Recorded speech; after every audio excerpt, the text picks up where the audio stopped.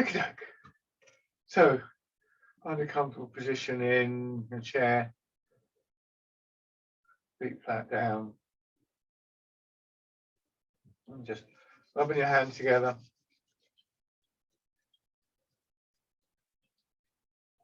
Tapping over your face. Nice loose feeling. Over your head and neck.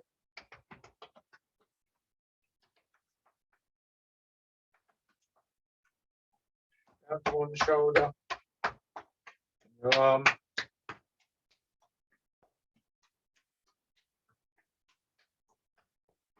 other side.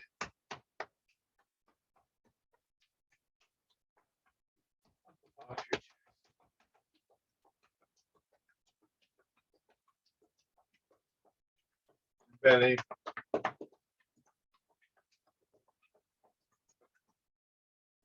And your legs.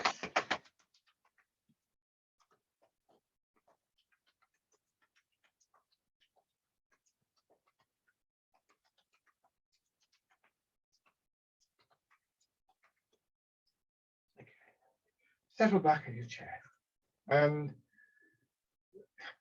the tapping, you know, and the sort of preparation movements, we often term them a warm up, and body temperature is part of it, but it's not just about that. So even on a warm day, it's a good idea to do things that help you to just relax in your body a little bit, to get the circulation going through muscles. Always remembering that in the warmer weather, your circulation can become quite sluggish.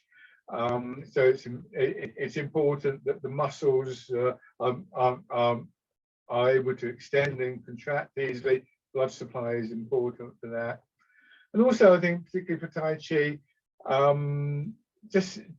just a kind of chance to almost rehearse some of the basics that you want to maintain as you go through the different exercises. And that's not an easy thing to do. So the warm up, the preparation time, it refers to all of those kind of things as well.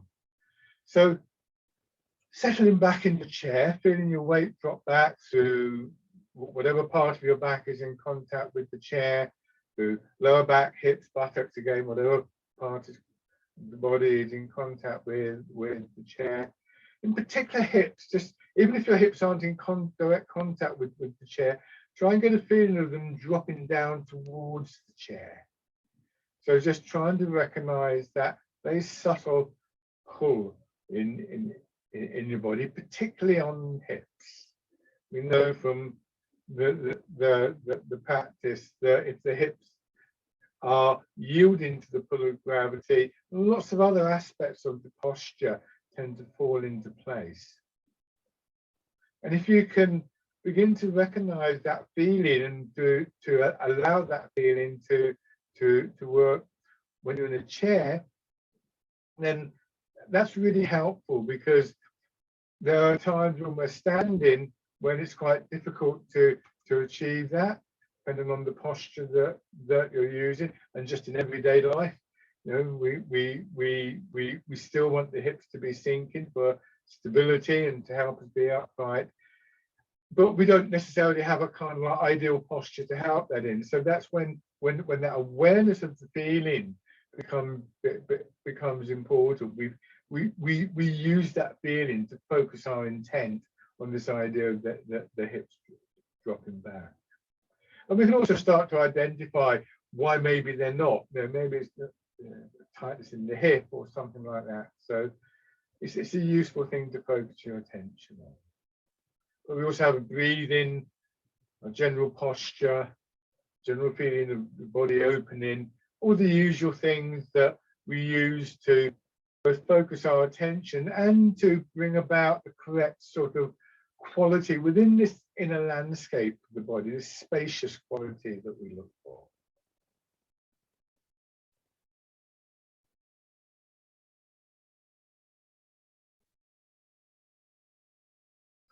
And then you bring your feet in and Arrange your feet. Get yourself again in a good position in the chair.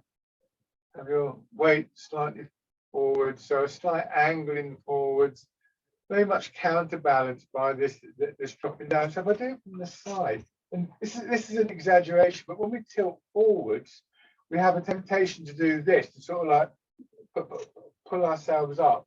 But if I do that, and I say this is very exaggerated, if I now drop in this part of the body, I get that. See how it affects things. So here I'm sort of struggling to stay in the chair, whereas here everything just settles down and it's a lot more comfortable. I can feel my head just being drawn back.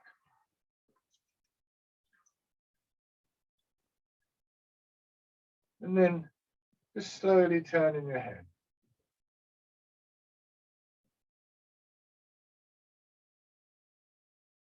So this nice smooth fluid quality in the movement.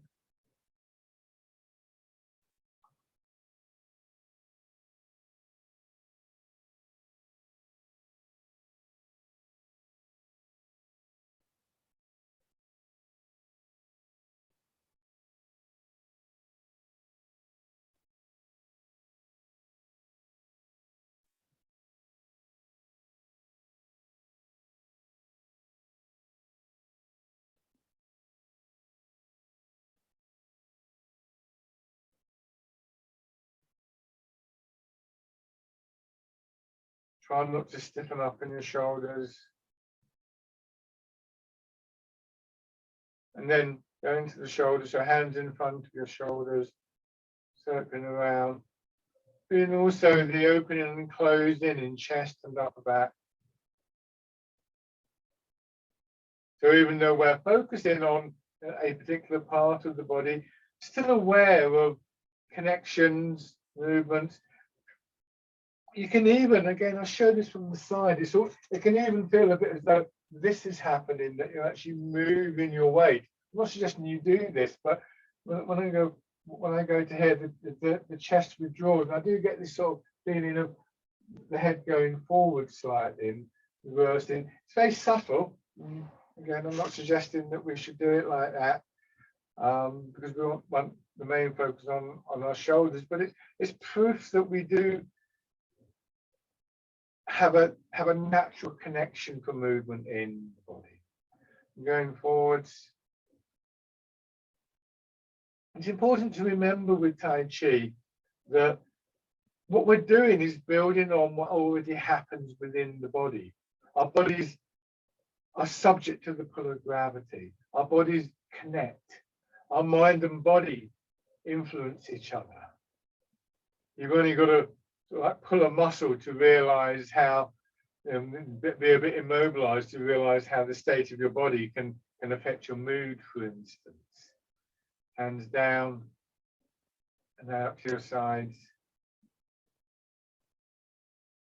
So nothing is imposed on body or mind in Tai Chi.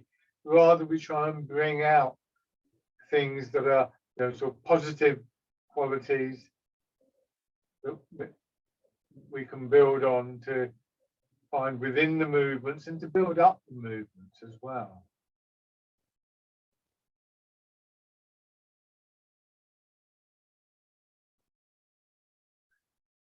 Winding around. One of my teachers, talking about one of his Chinese teachers, said sometimes it can be a bit frustrating because you ask him, how do you do this? And he's just sometimes like, well, it's just natural. It's natural movement. And it doesn't always feel that way. But we've often developed habits of movement for all sorts of reasons that make the natural movement feel quite odd and quite difficult. Go back the other way. And there's all sorts of reasons for that. Might be because of injury, or maybe because of our lifestyle, the work that we've done, or something like that. So if you spent a long time, for instance, working at a desk for one reason or another, then you spend a long time angling forwards. So coming to a more upright position could feel very, very strange if you're not if you're not used to it. Rest your hands on your body. Easing forwards and pushing back. So one of the ways of looking at what we're doing is that we're trying to cultivate, sometimes even relearn, I suppose you could say, much more positive aspects to movement.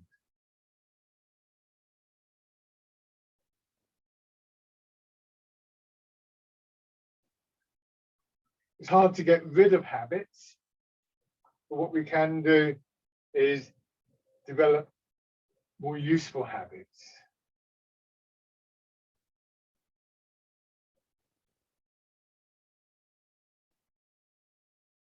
So one very common habit, often with good reason, is to overuse our shoulders for movement. We want to use them to a certain extent in everyday movement, as I've explained before, but they very easily come to dominate. So with this exercise, to sort of reset the balance, a strong emphasis on the weight moving from hips to feet, on our pelvis tilting forwards and backwards, a little bit of a push from our feet, a little bit of a push from our hips, a little bit of a pull from the hips, because the hips push you forwards, but then as you go forward, they're still sinking down into the chair, and eventually that sinking down pulls you back. Another positive habit to develop is turning from the middle of your body. So to adjust the direction of your body, rather than twisting in the shoulders, which we do commonly, we try and turn in the middle of the body, and that certainly affects the upper body, but also has an effect on the lower body.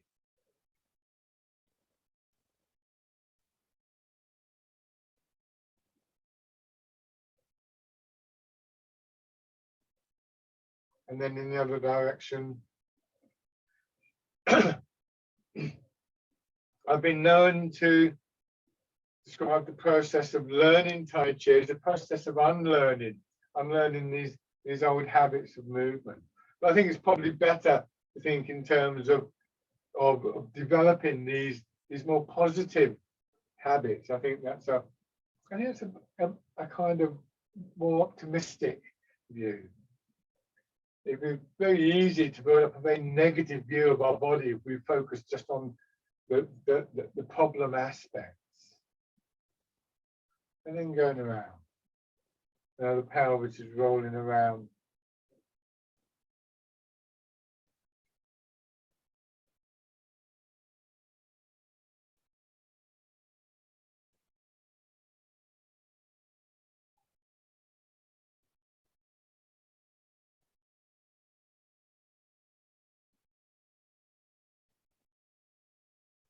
And back the other way.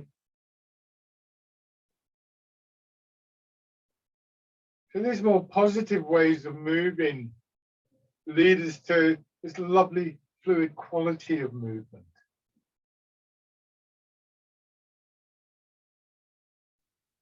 And that too becomes something we begin to focus our attention on. Because that too becomes a positive aspect of Tai Chi, that we have the intent to move in that way, as though you're moving through water, as though you're moving like water. And then stepping out and drawing back.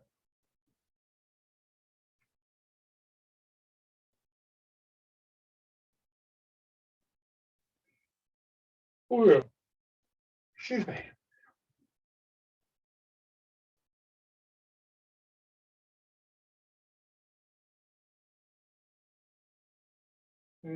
Just put down, and then on the other side.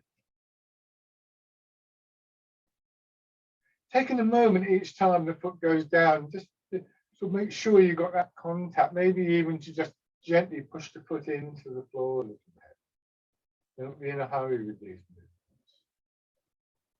Okay, so then, back to here. Your hands come down to your sides. Turn them palm down. Bird folds its wings, easing forwards and back.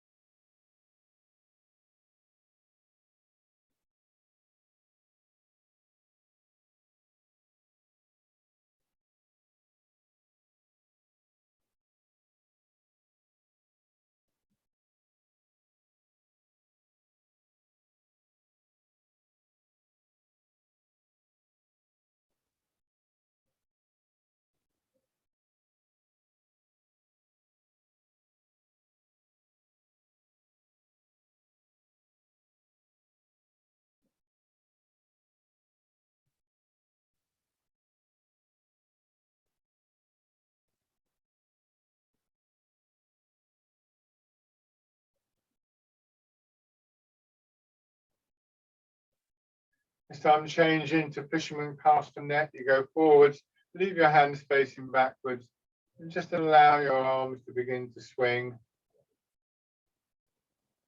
And see if you can just observe where you feel the movement. I mean, obviously in your arms, obviously in your weight. But what about in between? Are there things there that you can encourage and build on to increase the range of your movement?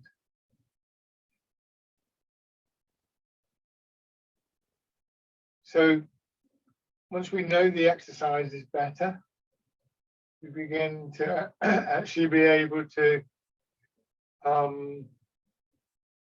use them to, excuse me, we begin to be able to use the exercises to help us understand how the movement is built up.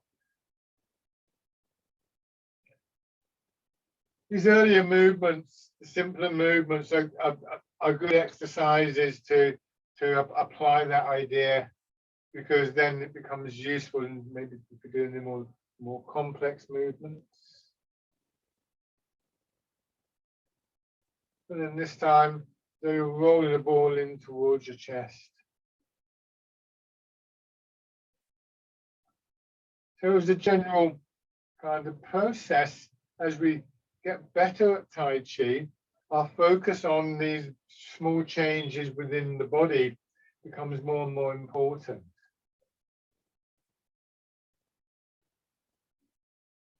That has a knock-on effect on our awareness. We're paying close attention to that inner landscape of the body.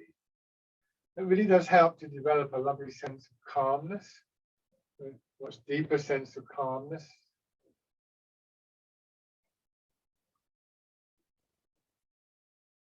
It also means that we're much more able to focus our intent in very positive ways.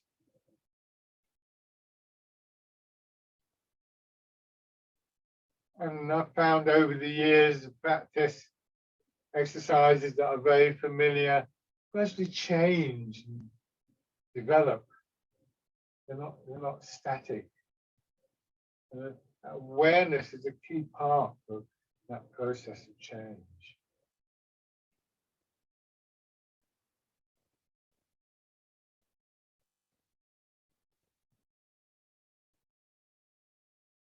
And then pigeon spreads its wings.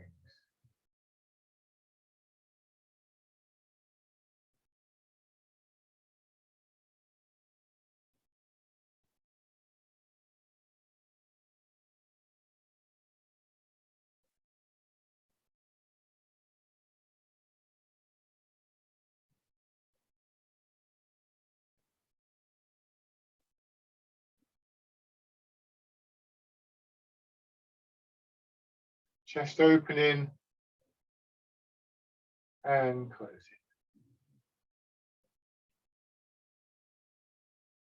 Your back doing the opposite. So as your chest opens, upper back closes, like the shoulder blades slide together. And then as you go forward and the sternum sort of withdraws, the shoulder blades sliding apart.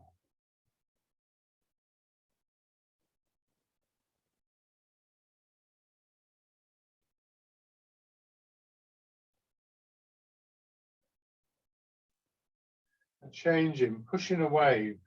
Still that same opening and closing in chest and upper back, but more subtle. Your elbows go out to the sides a little bit, it's exaggerated, not pulled behind.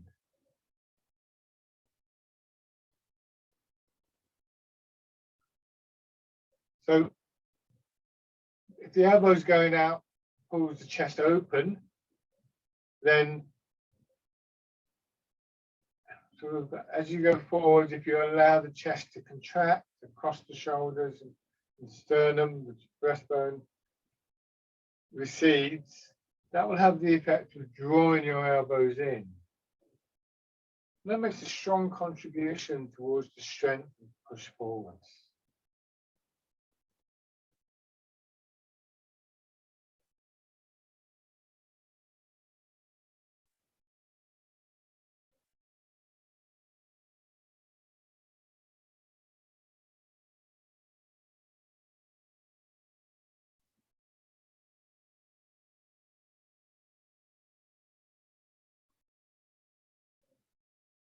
One more time.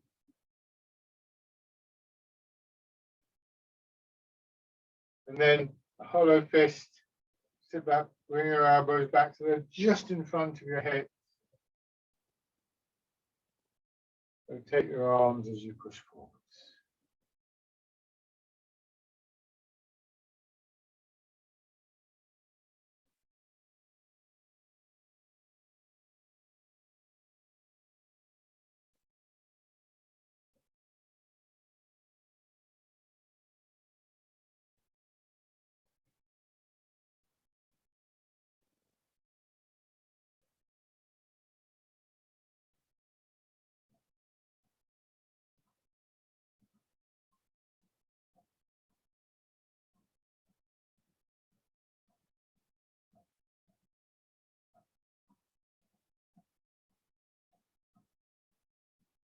Now open your fingers, turn your hands out, winding back.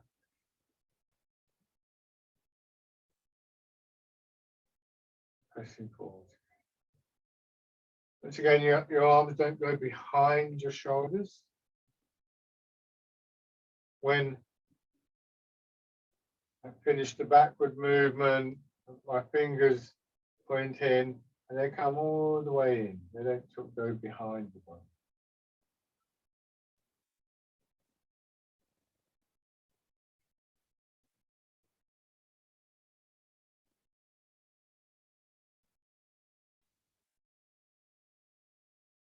And then polishing the table.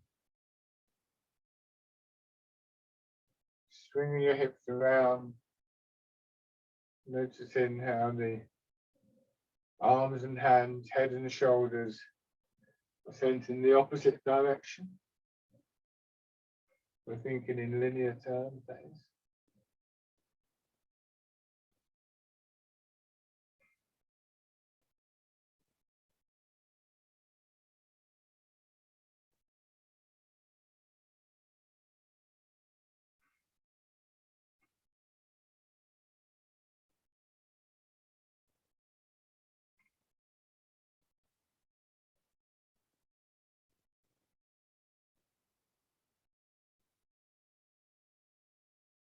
And back to the center. Turning your hands palm up. Pushing up. Hips sinking into the chair.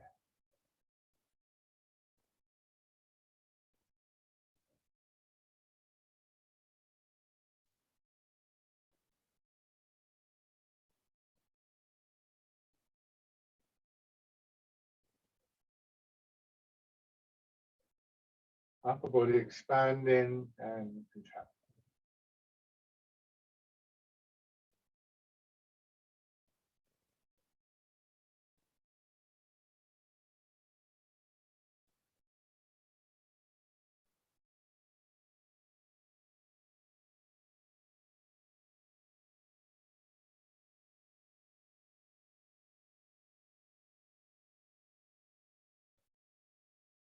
One more time.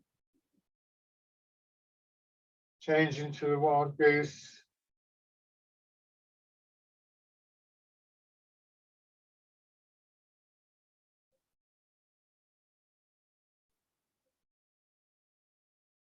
With your hips sinking down even more as your hands go up.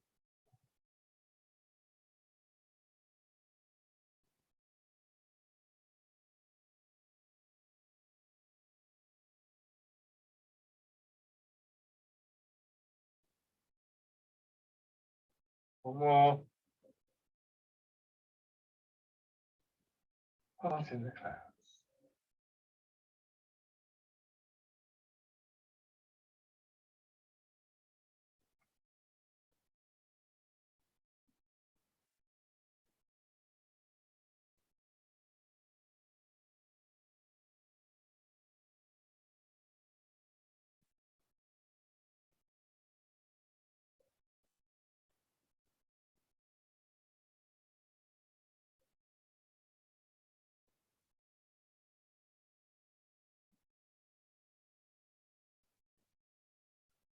Once more after this one.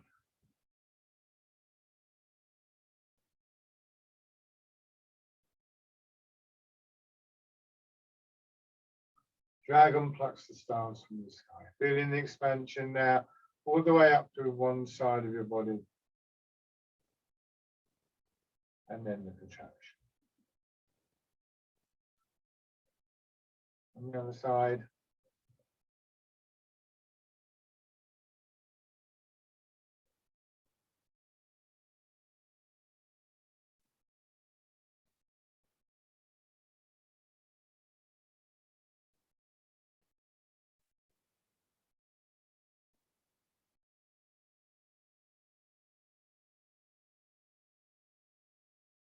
More time. Now, pushing in two directions, upwards and sideways.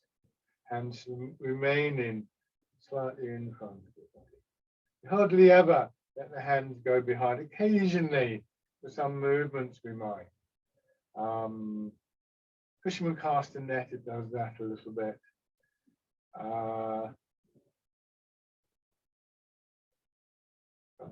I'm sure there are others. Grasping the tiger's ears is another one. And sometimes we use just a little bit of that extension in the chest that we get when our hands are behind, but mostly we don't. Mostly we want to leave the chest and the ribs nice and soft. The whole of the upper body nice and soft, really, the front of the body. And that will really help our breathing.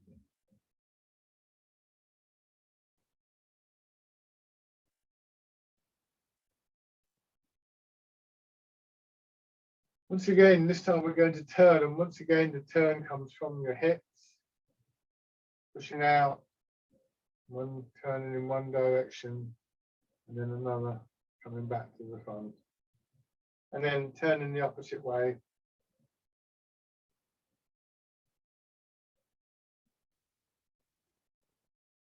And then pushing out to the side.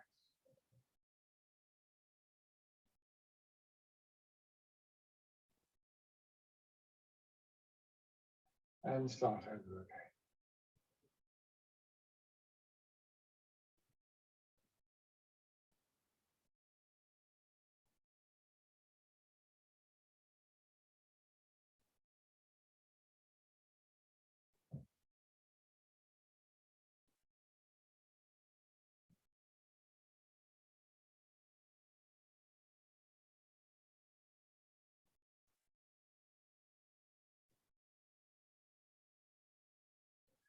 Extend one foot, just rest it lightly on your heel, knees still a little bit bent, scooping the sea and looking at the sky.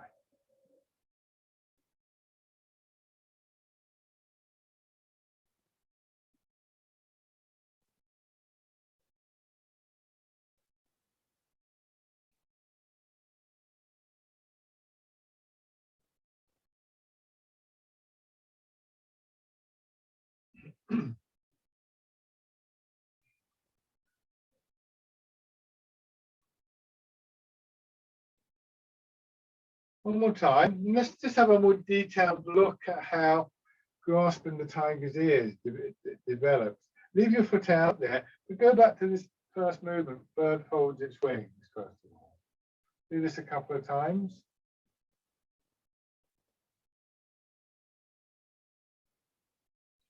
Make a loose fist with your hands.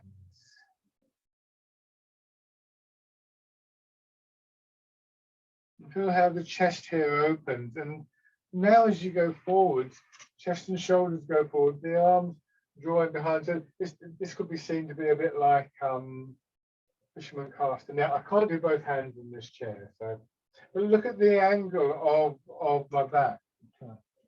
There, it's like I'm pushing from the hip, and my head is going up on a diagonal line. So there's a strong upward and forward movement there. So the hips are pushing me in the right direction. My chest is opening and closing, and that's starting to move. That just a little bit more movement with the arm from the front, like this. And we've still got that upward movement. So now the weight you tilt forwards, and then your arms are drawn over.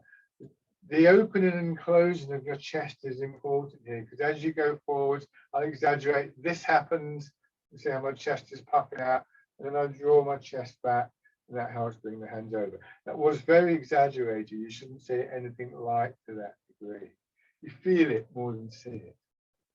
And so the opening and closing of the chest, the direction of the movement diagonally up from your hips, all aspects of the movement that give a sense of energy that enable us to move our arms more freely through what can be quite a sort of strained movement. Now, try on the other side. First of all, scooping the sea and looking at the sky.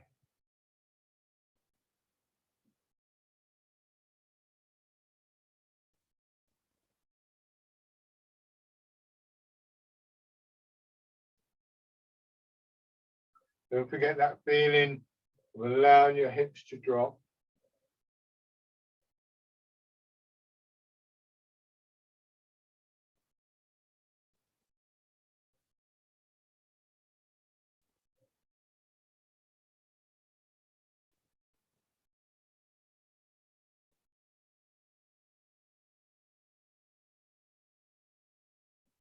And this time we're going to change. So first of all, do this version of bird folds its wings, build it up slowly, just as we did the previous one.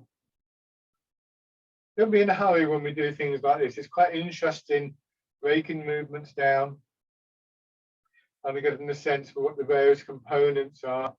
Fist in your hands. You start to let your hands come around a little bit more. So almost like a combination of bird folds its wings and fisherman cast a net. The arms start to swing a little bit more. And then finally recognizing that movement upwards through the spine, just as far as your arms are comfortable. Yeah.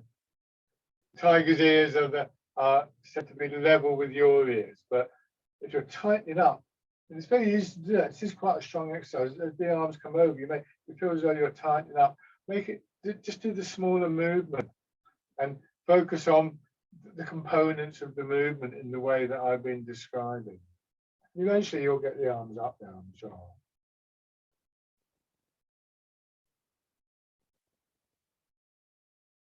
One more time.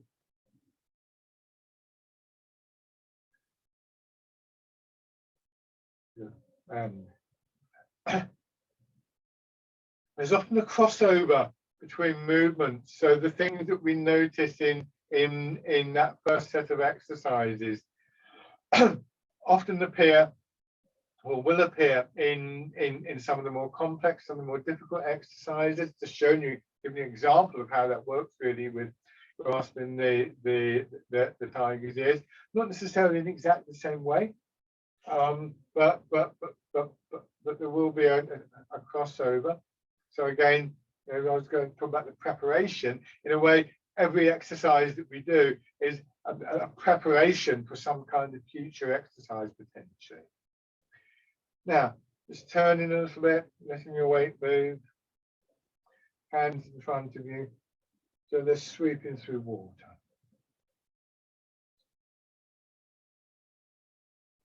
Try and keep your hands in line with each other, so they're moving together. Almost the full length of your arm, not quite, there's still that little bit of a curve in your elbows.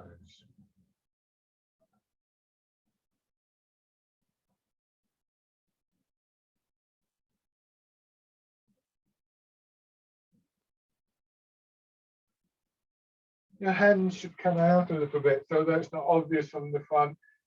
As I turn, there's a little bit of movement forwards. Again, I'm exaggerating. It's the sort of thing that you might expect to find in Parting the Clouds. We want the hands to pass in front of the knees.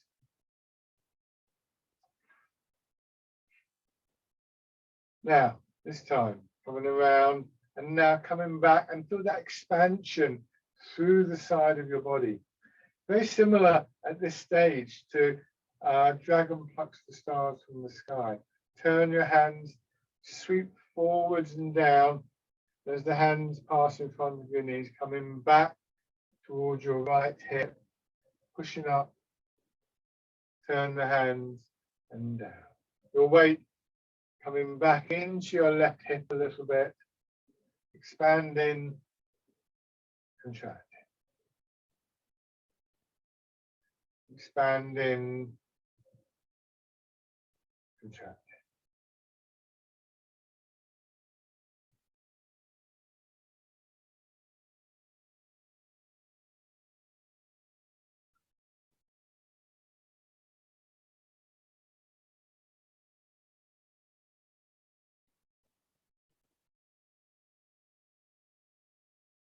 And because we're moving across a little bit, when we get to here, a little bit of a push down through that right leg, raising the left heel and drawing your foot up and then down.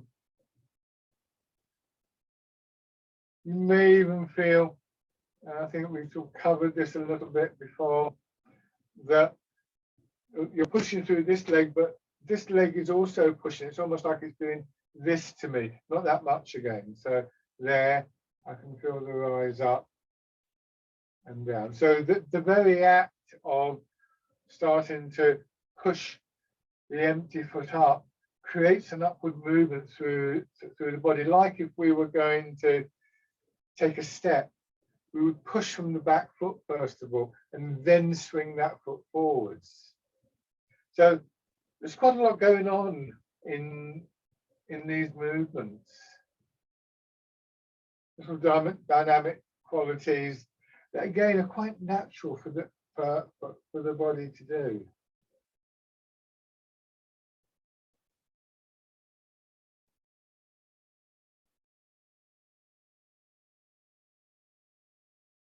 One more time.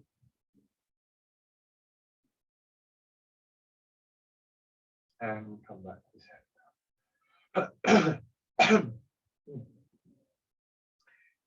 Rubbing your hands together.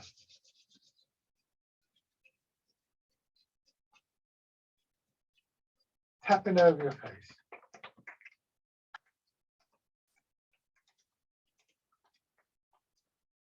Over your head and neck.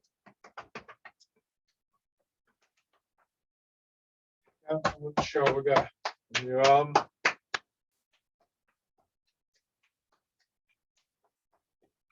The other side. Upper part of the chest.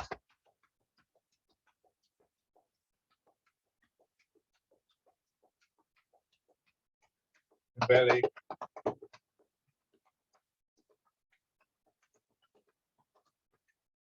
Your legs.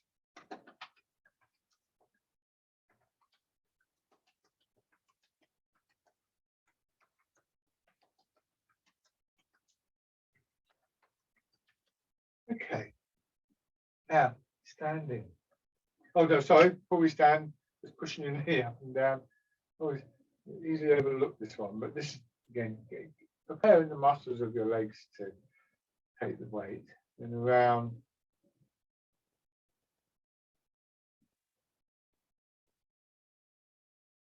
On the other side.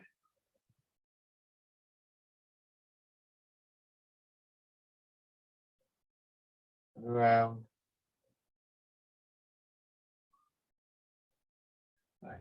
Now we can stand.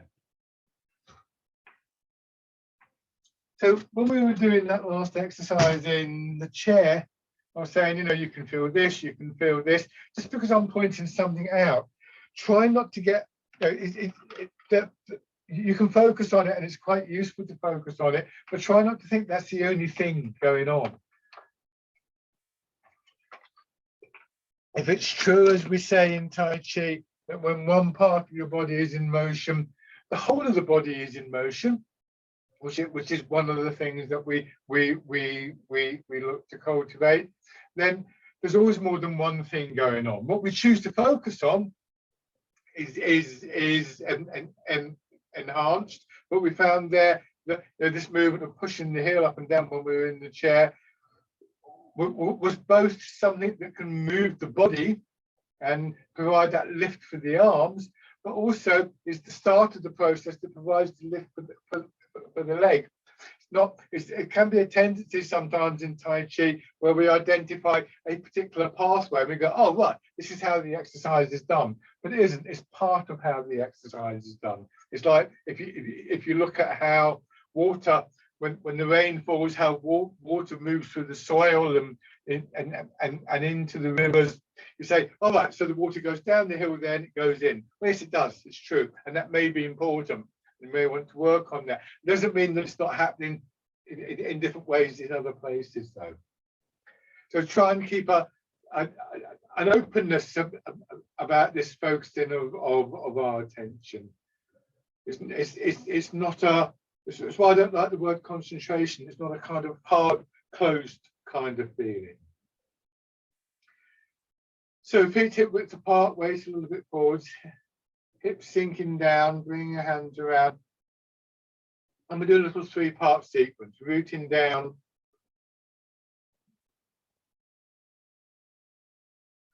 change into the wild goose,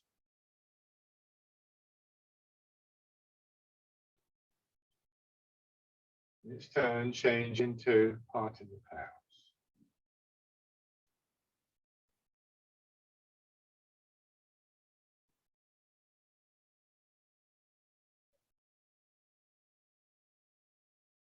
And back to rooting down.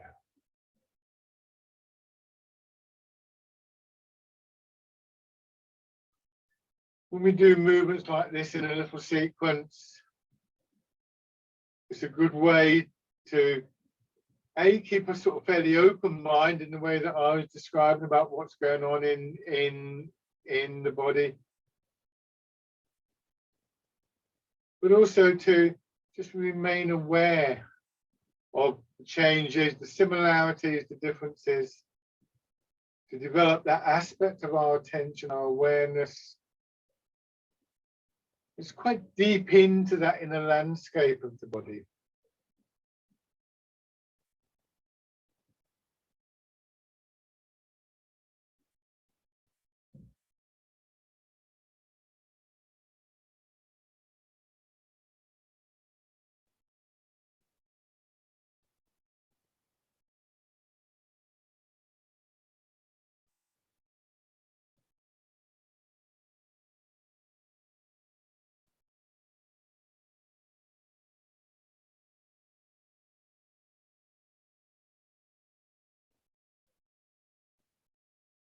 All around.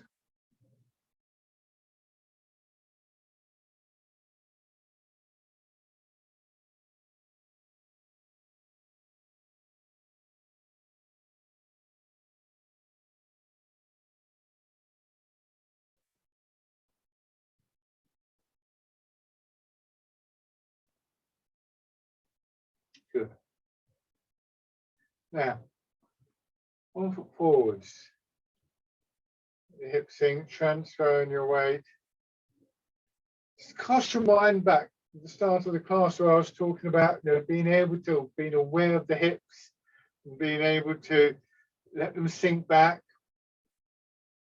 And it's kind of tricky here when we're standing. There's in particular when we're moving the weight, there can be again this tendency to angle forwards. just try and have that feeling of the hips dropping back in the back of your mind.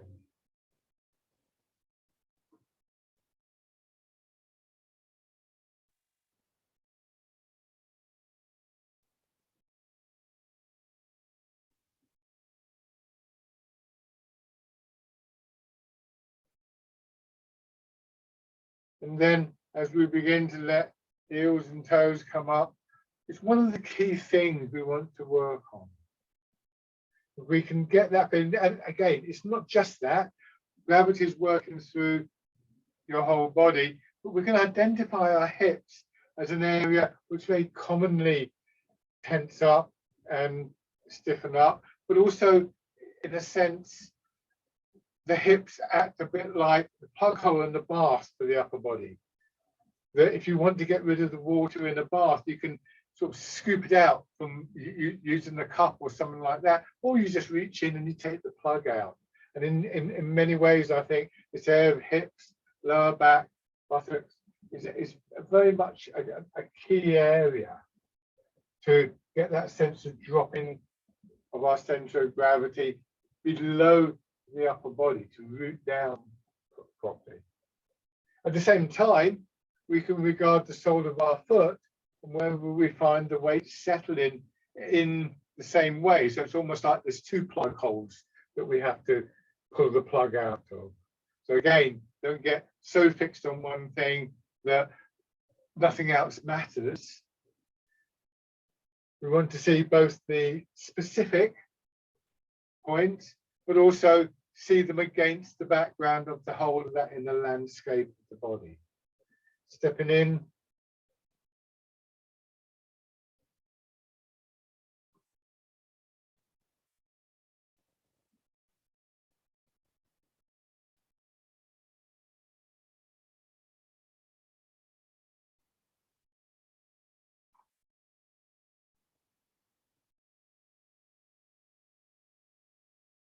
And on the other side.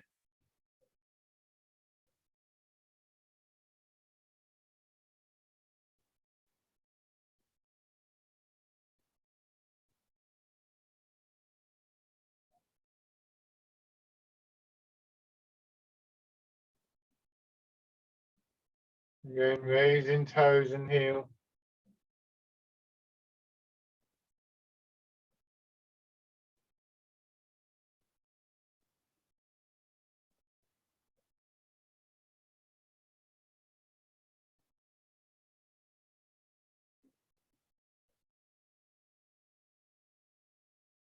And stepping in.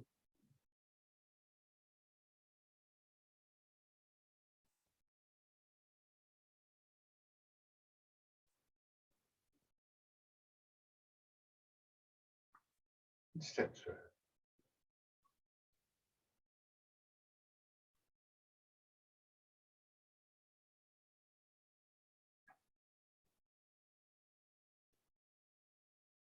And back the other way.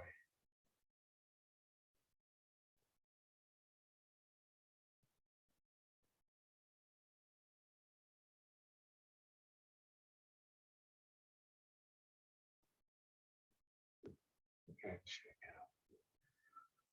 Another interesting little sequence that we can do, that we're doing now. Have your right foot forwards, is to go from bird folds its wings to fisherman cast the net to pushing a wave, and then we go back to bird folds its wings. And again, just observing the changes. Start with your weight forwards, hands facing backwards. So we do one round of each, not hurrying. This time leaving the hands behind slightly.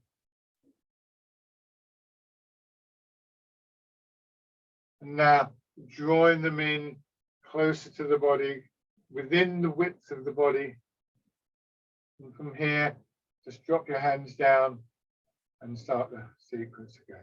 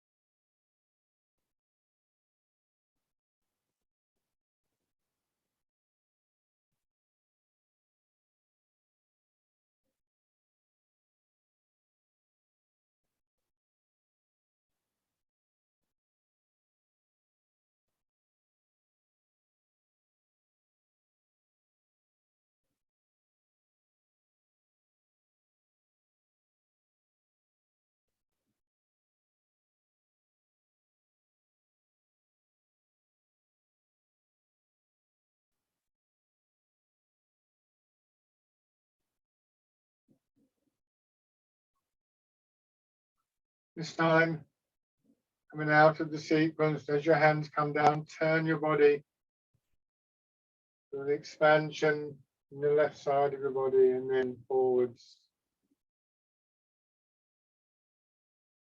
Expanding in the right side of your body. But as your arms go up, now your hips are staying down and sinking down.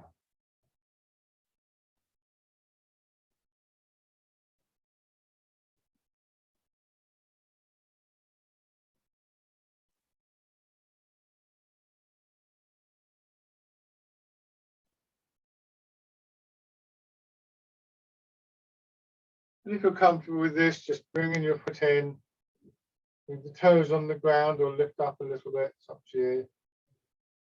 But remember, all the time aware of that pull on your hips. Hips, buttocks, lower back, seeming to just overhang. Be careful of your knee. Knee is soft, so this will be strong on the muscles of your legs, particularly the thigh muscles.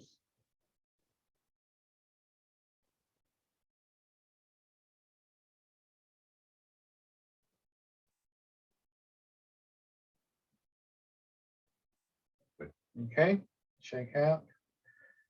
Left foot forwards. So starting with the weight forwards, this little sequence.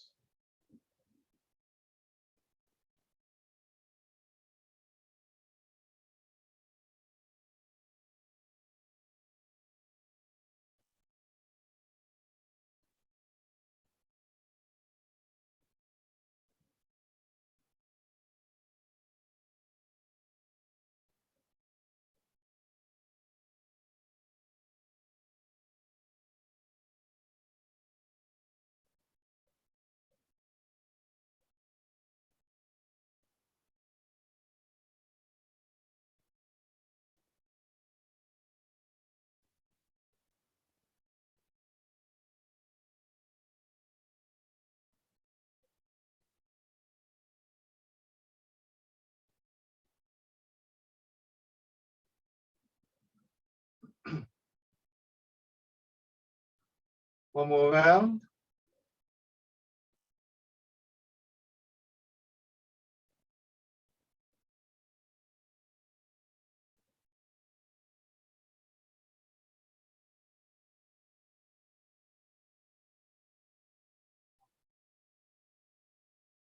And then turn in as you come back.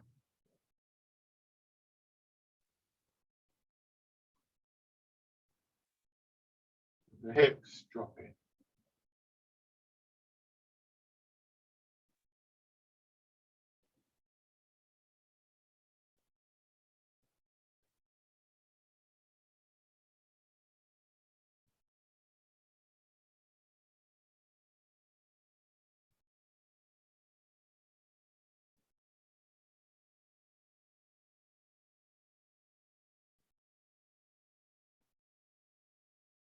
You're comfortable with this, stepping in.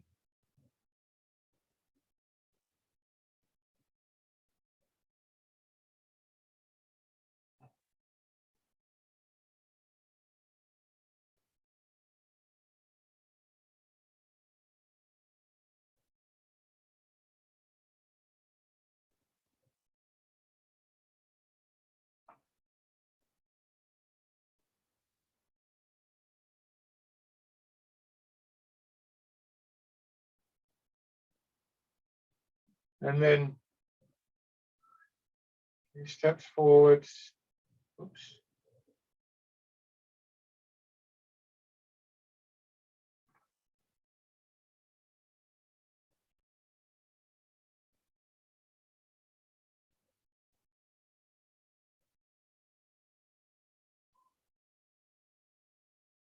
And then when you run out of space, foot goes back.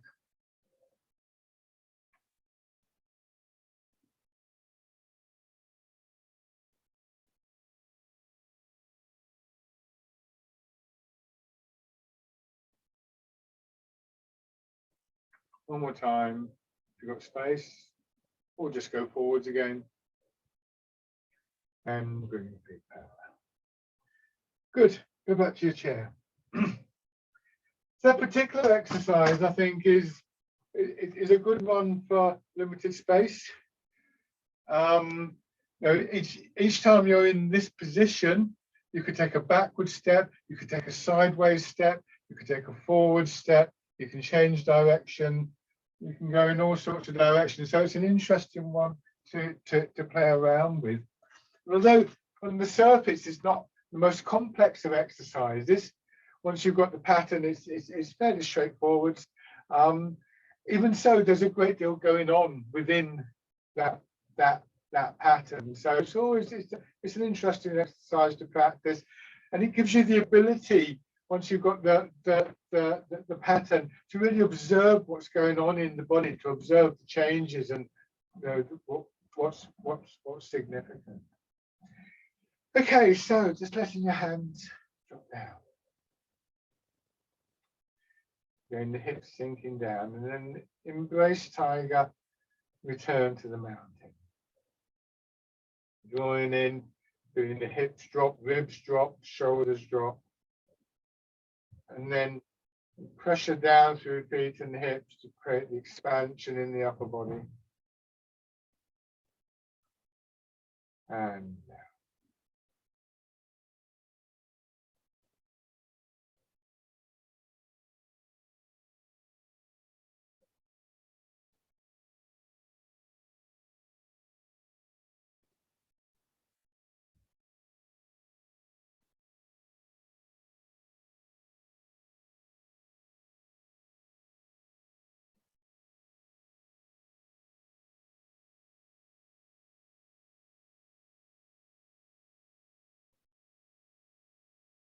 One more time.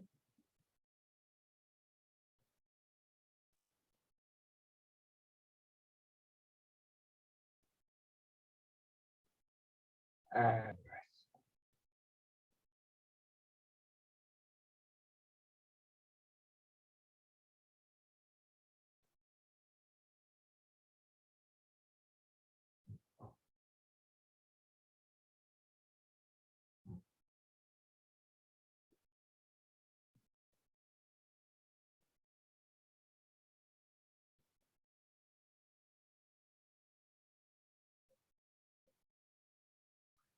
Lovely.